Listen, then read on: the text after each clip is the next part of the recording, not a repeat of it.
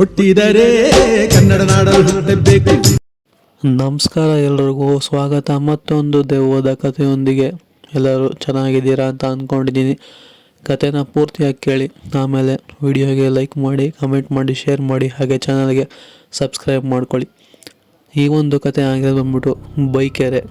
So ಈ ಒಂದು ಊರಿರೋದು ಬಂದ್ಬಿಟ್ಟು ಸಕಲೇಶಪುರದಲ್ಲಿ ಇರುವಂತಹ ಒಂದು ಊರು. ಈ ಒಂದು ಘಟನೆನ ನಮಗೆ ತಿಳಿಸ್ಕೊಟ್ಟಿರೋರು ಬಂದ್ಬಿಟ್ಟು ಅವ್ರ ಹೆಸರು ಬಂದು ಸಂಗಮೇಶ್ ಅಂತ ಹೇಳಿ. ಸೊ ಇವರು ನಮಗೆ ಅವರ ಜೀವನದಲ್ಲಿ ಆದಂತಹ ಒಂದು ಘಟನೆನ ತಿಳಿಸ್ಕೊಟ್ಟಿರೋ ಅಂಥದ್ದು. ಇವರು ಮೂಲತಃ ಸಕಲೇಶಪುರದವರೇ. ಇವರು ನಮಗೆ ಕಥೆನ ಯಾವ ಥರ ತಿಳಿಸ್ಕೊಟ್ಟಿದ್ದಾರೋ ನಾನು ಕೂಡ ನಿಮಗೆ ಕಥೆನ ಅದೇ ರೀತಿ ತಿಳಿಸ್ತಾ ಹೋಗ್ತೀನಿ. ಎಲ್ಲೂ ಕೂಡ ಸ್ಕಿಪ್ ಮಾಡಬೇಡಿ, ಕಥೆನ ಪೂರ್ತಿಯಾಗಿ ಕೇಳಿ, ಎಂಟರ್ಟೈನ್ಮೆಂಟಾಗಿ ತಗೊಳ್ಳಿ. ಇವರು ಹೇಳೋ ಪ್ರಕಾರ ಕತೆ ಆಗಿರೋದು ಬಂದ್ಬಿಟ್ಟು ಬೈಕೆರೆ. ಈ ಒಂದು ಊರಲ್ಲಿ ಆಗಿರುವಂಥದ್ದು. ಇದು ಸಕಲೇಶಪುರದ ಸ್ವಲ್ಪ ಮುಂದಕ್ಕೆ ಸಿಗುವಂತಹ ಒಂದು ಊರು. ಈ ಒಂದು ಬೈಕೆರೆ ಎಂಬ ಊರೇನಿದೆಯಲ್ಲ ಅಂತ ಏನು ದೊಡ್ಡ ಊರೇನಲ್ಲ, ಒಂದು ಸ್ವಲ್ಪ ಚಿಕ್ಕ ಊರು ಅಂತಲೇ ಹೇಳ್ಬೋದು. ಈ ಸಂಗಮೇಶ್ ಮೂಲತಃ ಸಕಲೇಶಪುರದವರೇ. ಇವರು ಯಾವುದೋ ಕೆಲಸ ಇದ್ದ ಕಾರಣ ಹೀಗೆ ಸ್ವಲ್ಪ ಬೇರೆ ಊರಿಗೆ ಹೋಗಬೇಕಾಗಿ ಬಂದಿರುತ್ತೆ. ಇವರು ಕೂಡ ಹೋಗಿರ್ತಾರೆ. ಕೆಲಸನ ಮುಗಿಸ್ಕೊಂಡು ಬರೋ ಅಷ್ಟರಲ್ಲಿ ತುಂಬಾ ಲೇಟ್ ಆಗಿರುತ್ತೆ. ಹಾಗೆ ಬರೋ ದಾರಿಯಲ್ಲಿ ಈ ಒಂದು ಬೈಕೆರೆ ಎಂಬ ಒಂದು ಊರು ಕೂಡ ಸಿಗೋವಂಥದ್ದು. ಊರಿನಲ್ಲಿ ಮನೆಗಳು ಇದ್ದಾವೆ, ಆದರೆ ಸ್ವಲ್ಪ ಊರಿನ ಒಳಗಡೆ ಹೋಗಬೇಕು.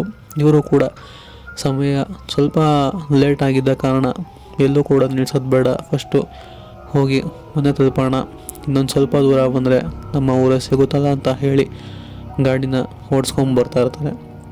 ಹೀಗೆ ಬರಬೇಕಾದ್ರೆ ಆ ಒಂದು ಬೈಕೆರೆ ಎಂಬ ಊರು ಪಾಸ್ ಆಗಲೇಬೇಕು. ಇವರು ಸಕಲೇಶಪುರ ಹೋಗಬೇಕು ಅಂತ ಅಂದರೆ ಹೀಗೆ ಹೋಗುವಾಗ ಅವರ ಗಾಡಿ ಏನಿದೆಯಲ್ಲ ಹೋಗ್ತಾ ಹೋಗ್ತಾ ಸ್ವಲ್ಪ ತೂಕ ಅನ್ಸೋದಕ್ಕೆ ಶುರು ಆಗುತ್ತೆ.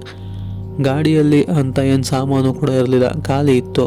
ಬರೀ ಒಂದು ಬ್ಯಾಗ್ನ ಹಾಕ್ಕೊಂಡು ಗಾಡಿನ ಓಡಿಸ್ಕೊಂಡು ಬರ್ತಿದ್ದಂತಹ ವ್ಯಕ್ತಿ ಒಬ್ಬರೇ, ಅದು ಕೂಡ ಸಂಗಮೇಶ್. ಇವರೊಬ್ಬರೇ ಬರ್ತಿದ್ದಂಥದ್ದು ಆ ಒಂದು ಬೈಕಲ್ಲಿ. ಬರ್ತಾ ಬರ್ತಾ ಆ ಒಂದು ಬೈಕ್ ತೂಕ ಆಗೋದಕ್ಕೆ ಅವ್ರಿಗೆ ಶುರು ಆಗುತ್ತೆ.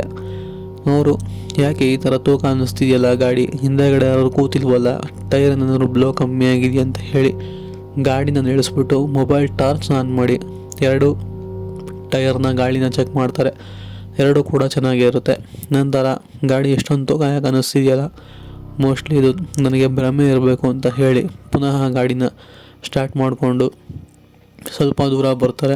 ಹೀಗೆ ಬರ್ತಾ ಬರ್ತಾ ಅವರು ಮುಂದೆಗಡೆ ಒಬ್ಬ ವಯಸ್ಸಾದ ವ್ಯಕ್ತಿ ಕಾಣಿಸ್ಕೊಳ್ಳೋವಂಥದ್ದು. ಅಂದರೆ ಅವರು ಈ ಕಡೆ ಅಜ್ಜಿನೋ ಈ ಕಡೆ ತಾತನೋ ಎರಡೂ ಕೂಡ ಗೊತ್ತಾಗೋದಿಲ್ಲ. ಸ್ವಲ್ಪ ಮಿಡ್ ಸ್ಟೇಟಲ್ಲಿ ಇರ್ತಾರೆ. ಅಂದರೆ ಬಟ್ಟೆ ಕೂಡ ಅದೇ ರೀತಿಯಾಗಿರ್ತಾರೆ, ಶರ್ಟ್ ಹಾಗೆ ಪ್ಯಾಂಟು. ಬಟ್ ಕೂದಲು ಮಾತ್ರ ತುಂಬಾ ಉದ್ದ ಇರೋವಂಥದ್ದು. ಯಾರು ಏನು ಅಂತ ಇವರಿಗೆ ಆ ಸಮಯದಲ್ಲಿ ಗೊತ್ತಾಗೋದಿಲ್ಲ. ಆ ಒಂದು ವಯಸ್ಸಾದ ವ್ಯಕ್ತಿ ಏನಿದಾರಲ್ಲ ಇವ್ರ ಗಾಡಿಗೆ ಅಡ್ಡ ಹಾಕ್ತಾರೆ. ಅಡ್ಡ ಹಾಕ್ಬಿಟ್ಟು ನನಗೆ ಸ್ವಲ್ಪ ಮುಂದಿನ ಒಂದು ಊರು ಸಿಗುತ್ತೆ, ಆ ಊರಿನವರೆಗೂ ನನ್ನ ಬಿಟ್ಕೊಡು ಅಂತ ಹೇಳಿ ಅವ್ರ ಹತ್ರ ಡ್ರಾಪ್ನ ಕೇಳ್ತಾರೆ. ಆ ಸಮಯದಲ್ಲಿ ವಯಸ್ಸಾಗಿದ್ದ ಕಾರಣ ಆ ಕಡೆ ಈ ಕಡೆ ಗಾಡಿಗಳು ಕೂಡ ಯಾವುದೂ ಬರ್ತಿರೋದಿಲ್ಲ.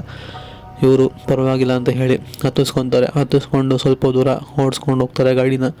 ಹೀಗೆ ಓಡಿಸ್ಕೊಂಡು ಹೋಗ್ತಾ ಹೋಗ್ತಾ ಆ ಒಂದು ವಯಸ್ಸಾದ ವ್ಯಕ್ತಿ ಏನಿದಾನಲ್ಲ ಅವರು ಮಾತಾಡೋ ಧ್ವನಿನೇ ಒಂಥರ ವಿಚಿತ್ರವಾಗಿರುತ್ತೆ. ಈ ಕಡೆ ಗಂಡು ಈ ಕಡೆ ಹೆಣ್ಣು ಎರಡೂ ಕೂಡ ಈ ಒಂದು ಸಂಗಮೇಶ್ ಎಂಬುವವರಿಗೆ ತಿಳಿಯೋದೇ ಇಲ್ಲ. ಇವರು ಸ್ವಲ್ಪ ಅದೇ ಒಂದು ಕನ್ಫ್ಯೂಸ್ಡ್ ಮೈಂಡ್ ಸೆಟ್ಟಲ್ಲೇ ಗಾಡಿನ ಓಡಿಸ್ಕೊಂಬರ್ತಿರ್ತಾರೆ. ಬರ್ತಾ ಬರ್ತಾ ಒಂದು ಖಾಲಿ ಜಾಗ ಸಿಗುತ್ತೆ.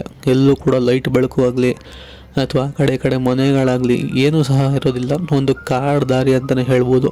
ಆ ಒಂದು ದಾರಿಯಲ್ಲಿ ನನಗೆ ಎಲ್ಲೇ ಹೇಳ್ಸು, ನಾನು ಇಲ್ಲಿಂದ ನಡ್ಕೊಂಡು ಹೋಗ್ತೀನಿ, ನಮ್ಮ ಮನೆ ಇಲ್ಲಿಂದ ಹತ್ರ ಅಂತ ಹೇಳಿ ಅವ್ರು ಕೇಳ್ತಾರೆ. ಏನು ಮನೆ ಇಲ್ಲಿಂದ ಹತ್ರನ? ಇಲ್ಲಿ ಯಾವ ಮನೆಯೂ ಇಲ್ಲ, ಇಲ್ಲಿ ಬೀದಿ ದೀಪನೂ ಇಲ್ಲ, ನೀವು ಹೇಗೆ ಹೋಗ್ತೀರಾ? ಇಲ್ಲಿ ರೋಡಾದರೂ ಕಾಣಬೇಕಲ್ಲ ಅಂತ ಹೇಳಿ ಈ ಒಂದು ಸಂಗಮೇಶ್ ಎಂಬ ವ್ಯಕ್ತಿ ಏನಿದಾರಲ್ಲ ಆ ಒಂದು ವಯಸ್ಸಾದ ವ್ಯಕ್ತಿಗೆ ಕೇಳ್ತಾರೆ. ಆವಾಗ ಅವ್ರ ಕಡೆಯಿಂದ ಬಂದ ಉತ್ತರನೇ, ನನಗೆ ಹಾಕಬೇಕು ಲೈಟಲ್ಲ, ನನಗೆ ಗೊತ್ತು, ನಾನು ಆರಾಮಾಗಿ ಹೋಗ್ತೀನಿ, ನನ್ನ ಮನೆಯೇ ಇದು, ನೀನು ಮನೆಗೆ ಹುಷಾರಾಗಿ ಹೋಗು ಅಂತ ಒಂಥರ ವಾರ್ನ್ ಮಾಡಿದ ರೀತಿಯಲ್ಲಿ ಇವರು ಹೇಳ್ತಾರೆ. ಇದನ್ನು ಕೇಳಿಸ್ಕೊಂಡಂಥ ಸಂಗಮೇಶ್ಗೆ ಸ್ವಲ್ಪ ವಿಚಿತ್ರ ಅನಿಸುತ್ತೆ. ಇವರೇನು ಇಷ್ಟು ಕತ್ಲೆಯಲ್ಲಿ ನಮಗೆ ಬರೀ ಗಾಡಿ ಹೆಡ್ಲೈಟ್ಸ್ ಹಾಕೋಗೋದಿಲ್ಲ, ಅದಲ್ಲದೆ ಇವ್ರು ನೋಡಿದ್ರೆ ನನಗೆ ಲೈಟೇ ಬೇಡ, ನಮ್ಮ ಮನೆ ಇಲ್ಲೇ, ಏನೋ ವಿಚಿತ್ರವಾಗೆಲ್ಲ ಮಾತಾಡ್ತಿದ್ದಾರಲ್ಲ, ಇಲ್ಲಿ ಯಾವುದೂ ಕೂಡ ಮನೆಯೂ ಇಲ್ವಲ್ಲ, ಇವ್ರು ಏನು ಮಾತಾಡ್ತಿದ್ದಾರೆ ಅಂತ ಹೇಳಿ ಸ್ವಲ್ಪ ಗೊಂದಲ ಅವ್ರಿಗೆ ಉಂಟಾಗುವಂಥದ್ದು. ಆಮೇಲೆ ಇವರು ನನಗೆ ಯಾಕೆ ಬಿಡು, ಅವರಿಷ್ಟ, ಬಿಡೋಕ್ಕೆ ಹೇಳಿದ್ರು ಬಿಟ್ಟೆ ಅಂತ ಹೇಳಿ ಗಾಡಿನ ಮುಂದಕ್ಕೆ ಓಡಿಸ್ಕೊಂಡು ಹೋಗ್ತಾರೆ. ಅದಾದಮೇಲೆ ಹೋಗ್ತಾ ಹೋಗ್ತಾ ಮತ್ತೊಮ್ಮೆ ಗಾಡಿ ತೂಕ ಅನಿಸೋದಕ್ಕೆ ಶುರು ಆಗುತ್ತೆ. ಈ ಟೈಮ್ ಏನು ತೂಕ ಆಗ್ತಿದೆಯಲ್ಲ ಅಂತ ಹೇಳಿ ಮಿರರ್ನ ಅಡ್ಜಸ್ಟ್ ಮಾಡ್ಕೊಂಡು ನೋಡಿದ್ರೆ ಆ ಒಂದು ವಯಸ್ಸಾದ ವ್ಯಕ್ತಿ ಏನು ಇಳಿದೋದ್ರಲ್ಲ ಅವರು ಪುನಃ ಗಾಡಿ ಹಿಂದ್ಗಡೆನೇ ಕೂದಿರೋ ರೀತಿಯಲ್ಲಿ ಇವ್ರಿಗೆ ಭಾಸವಾಗುತ್ತೆ. ಆ ತಕ್ಷಣವೇ ಗಾಬರಿ ಆಗುತ್ತೆ. ಗಾಬರಿ ಆದಾಗ ಗಾಡಿನ ಅವ್ರು ಬಿಟ್ಬಿಡ್ತಾರೆ. ಹಾಗೆ ಕೆಳಗಡೆ ಕೂಡ ಬೀಳ್ತಾರೆ, ಗಾಡಿನೂ ಬೀಳುತ್ತೆ, ಅವರು ಕೂಡ ಬೀಳ್ತಾರೆ. ನಂತರ ಸ್ವಲ್ಪ ಹೊತ್ತು ಎದ್ದು ಗಾಡಿನೂ ಕೂಡ ಎತ್ತಿ ಸ್ಟ್ಯಾಂಡ್ ಹಾಕಿ ನಿಲ್ಲಿಸಿ ಸುತ್ತಮುತ್ತ ನೋಡ್ತಾರೆ.